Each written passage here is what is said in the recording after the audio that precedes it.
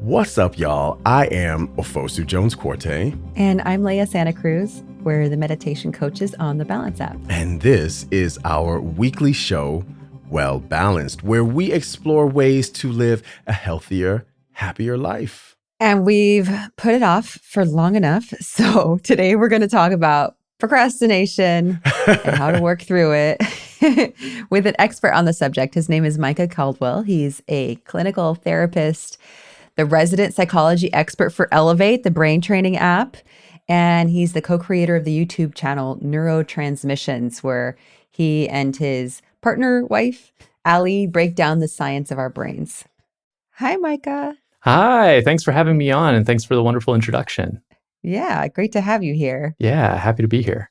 I'm sure we might both be coming from a place of personal experience on the subject of procrastination. I know that it's true for me. And when Leah says that you're an expert on procrastination, it's not just because you are a therapist and you have worked with clients on it, but you've struggled with procrastination in your own life. So, Micah, when did you notice that this was something that you maybe would like to work on?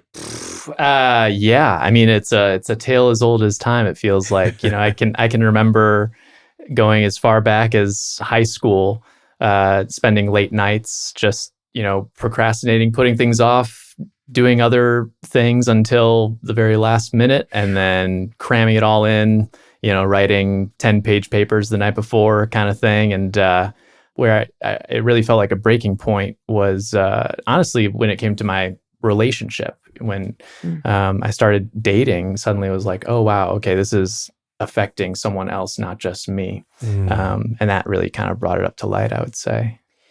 It's interesting you brought up the cramming, the 10-page essays the night before. I hear people all the time saying, oh, I like to put things off because I like to have that tight deadline. And that actually gives me the motivation to get it all done. Right. I wonder sometimes if that's just not putting our nervous systems through, this adrenaline rush and how that might be affecting us, like the impact and consequence of that. But for others, that's not necessarily the case for them or the excuse that they use. But in your opinion, I'm curious, what's like the actual root cause? Why do we procrastinate? Is it actually laziness? Is it a subconscious strategy to get ourselves to focus intensely by using that adrenaline? Or maybe is it fear? I'm just curious. What do you think?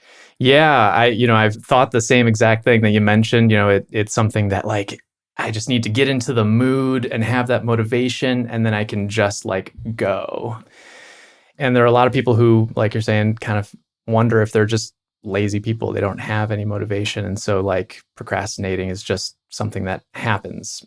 But I would say that procrastination and laziness are very different things. Laziness is, I would say, more of a passive activity, while procrastination is more active.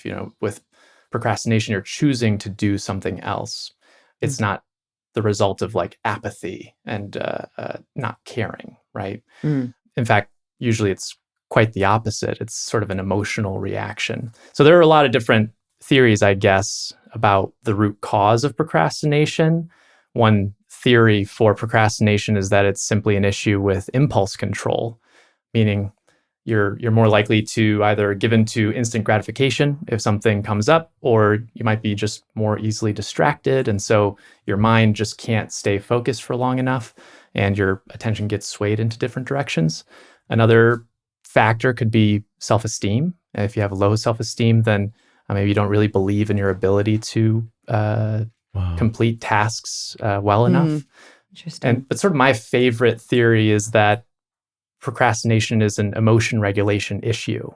If you think about it, we don't procrastinate on fun things, right?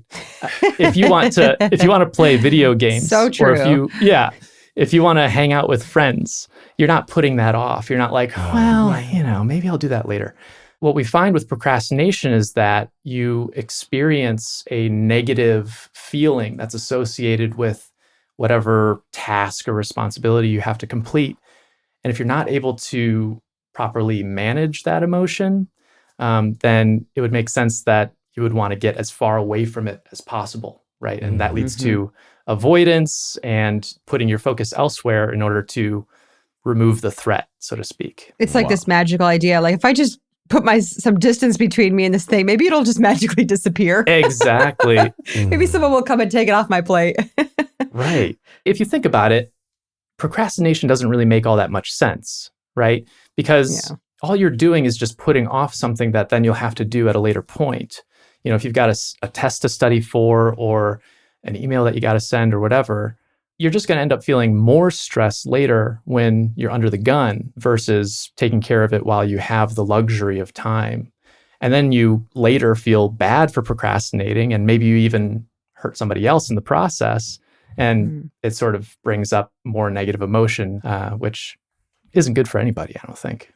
Okay, so like all of these, I'm now unlocking many, many episodes of absolutely tragic moments of procrastination in my life.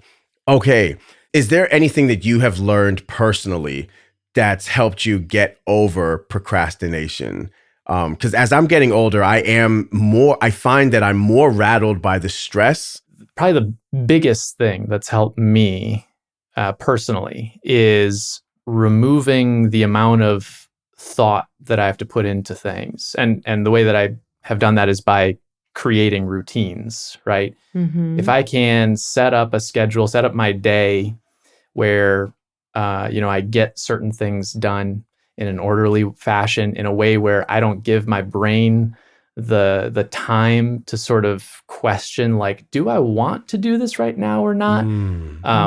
It just sort of happens automatically, right?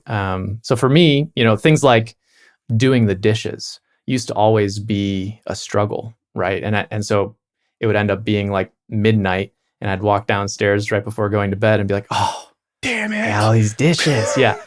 So now I just do them right after dinner as soon as I'm done, and I don't have to think about it.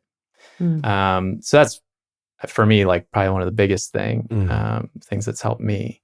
And then also, I guess, just realizing when I'm having those negative feelings that are associated with something, right? Like being able to actually deal with that in the moment. It's really hard, but it's very effective for me to just be like, okay, yeah, I want to go play a video game right now because vacuuming my house sounds really boring, and that's bringing up these negative feelings. Mm-hmm.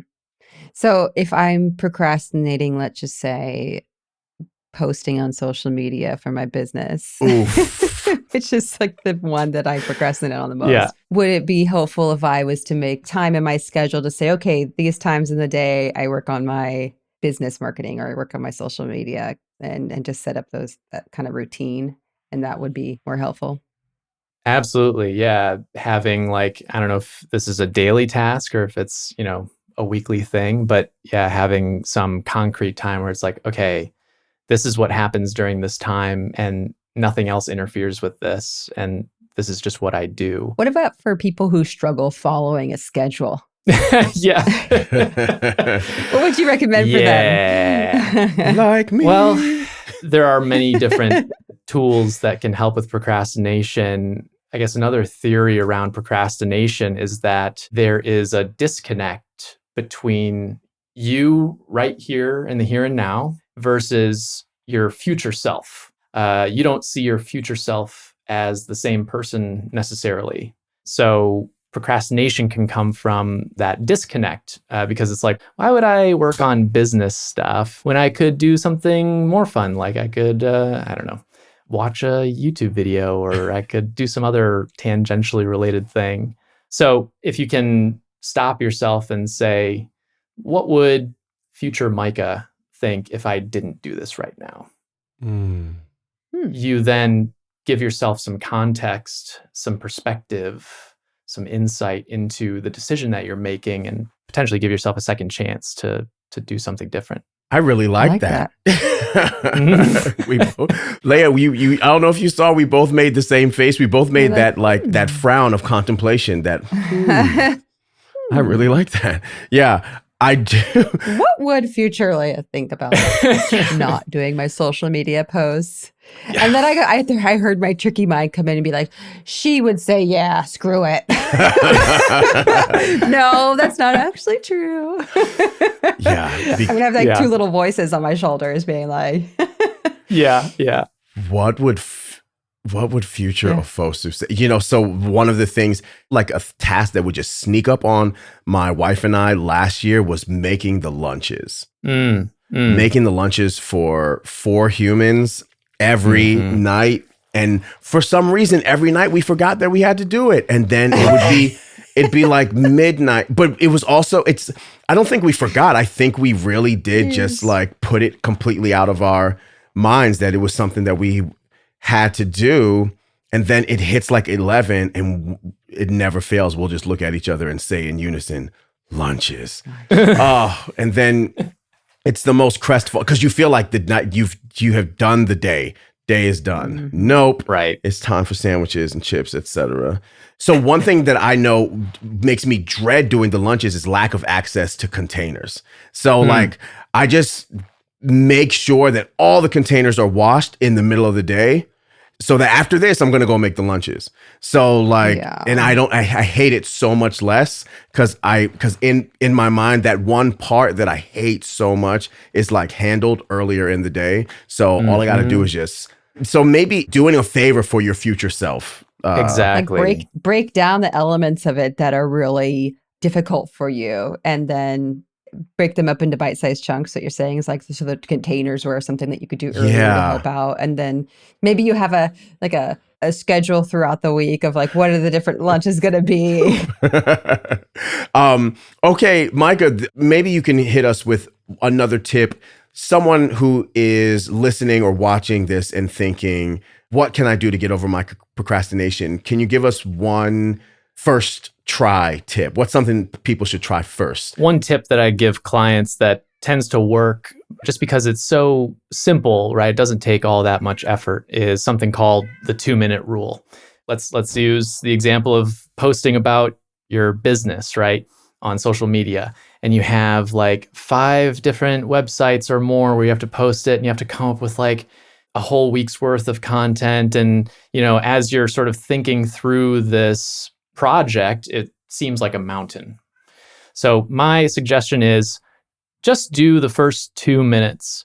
Oftentimes the initiation energy is the hardest part to conquer.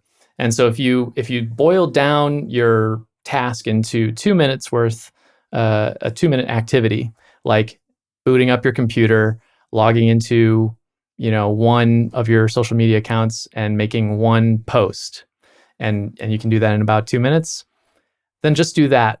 Once you do that, then you can decide, okay, do I want to stop, right? Do I want to just end it here? Or do I want to keep going? And what you find is that once you get into it, it becomes a whole lot easier to just keep going. I like that too. When it comes to procrastination, I think a lot of people, like you were talking about, get hard on themselves. They hold themselves to too high of standards. They're not being realistic with themselves about their tendencies or about their limitations.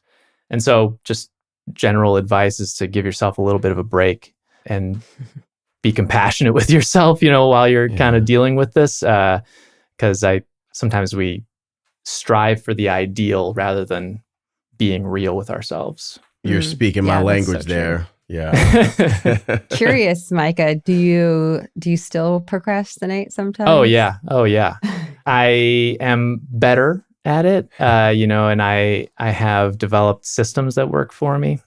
But I think it's sort of an ongoing task, right? It's an ongoing learning process. And I don't know if it'll ever be done. I don't know if I'll ever think of myself as not a procrastinator, but it's not a problem in the way that it used to be for me. It doesn't negatively affect me so much where it diminishes my life satisfaction. I like the saying, progress, not perfection. That's right. I like that. Yeah.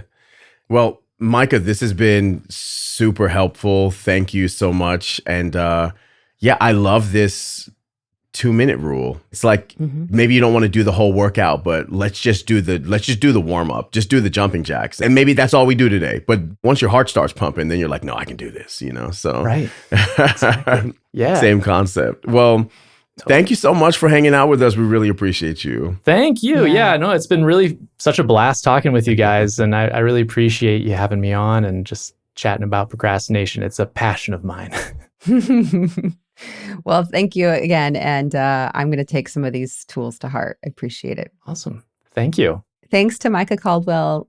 You can check out more of his work on social media at Elevate App. And also go watch some of his stuff on YouTube at Neurotransmissions. We've got some links in the description. And hey, y'all, you can see us. We're on YouTube now, and our channel is called, you guessed it, Balance. And we've got a link to today's episode in the show notes if you're not already watching us there. And if you want to get the latest audio versions of our episodes, you can follow wherever you get your podcasts. We are literally everywhere: Apple, Spotify, Amazon Music, and more. And we're going to be back next week for an episode celebrating World Mental Health Day. Whoop, whoop. This year's theme is making mental health and well-being for all a global priority. So we'll be talking with Dr. Miwa Yasui, who studies how culture influences the perceptions and treatment of mental health.